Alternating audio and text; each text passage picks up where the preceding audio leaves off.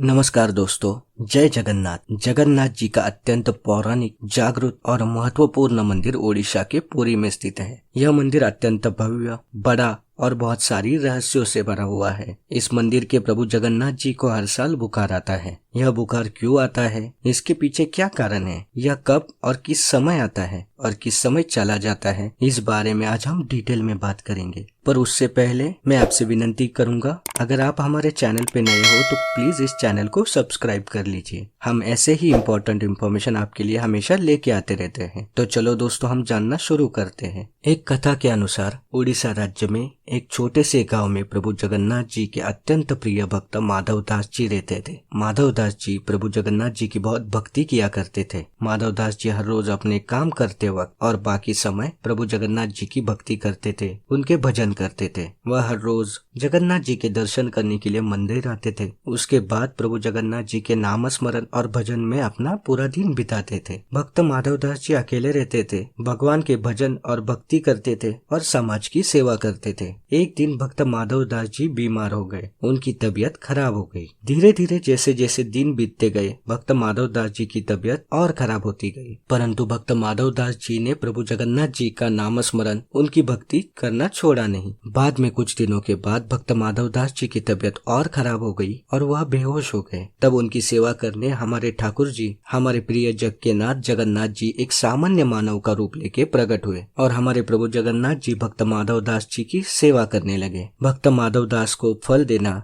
खाना खिलाना, औषधि देना, उनकी साफ सफाई करना, यह सब काम हमारे जगन्नाथ जी करने लगे। भगवान जगन्नाथ जी के दिए औषधियों के कारण और सेवा के कारण भक्त माधव दास जी ठीक हो रहे थे। एक दिन भक्त माधव दास जी की आंखें खुली और उन्होंने अपने भक्ति के कारण प्रभु जगन्नाथ जी को पहचान लिया। भक्त माधव दास जी ने प्रभु जगन्नाथ जी को प्रणाम किया और उनसे आभार व्यक्त किए। कथा के अनुसार प्रभु जगन्नाथ जी भक्त माधव दास को बोले, वह जो दुख, पीड़ा, रोग सह रहा है, वह सब पूर्व जन्मों के पापों के कारण है। अगर वह पापों के भोग पूरे नहीं करेंगे तो उन्हें फिर से अगला जन्म लेना पड़ेगा और उन्हें मुक्ति नहीं मिल पाएगी। भगवान जगन्नाथ जी ने भक्त माधव दास को अवगत कराया, उनके और 15 दिनों के भोग बाकी हैं। और भगवान जगन्नाथ जी ने भक्त माधव दास को कहा, मैं तुम्हारी भक्ति से प्रसन्न हूँ और तुम्हारे 15 दिनों की बीमारी के भोग वह खुद ले लेंगे। उसी समय से भगवान जगन्नाथ जी 15 दिन के लिए बीमार हुए। तब से यह प्रथा चलती आई है। भगवान जगन्नाथ जी को हर साल 15 दिन के लिए बुखार आता है।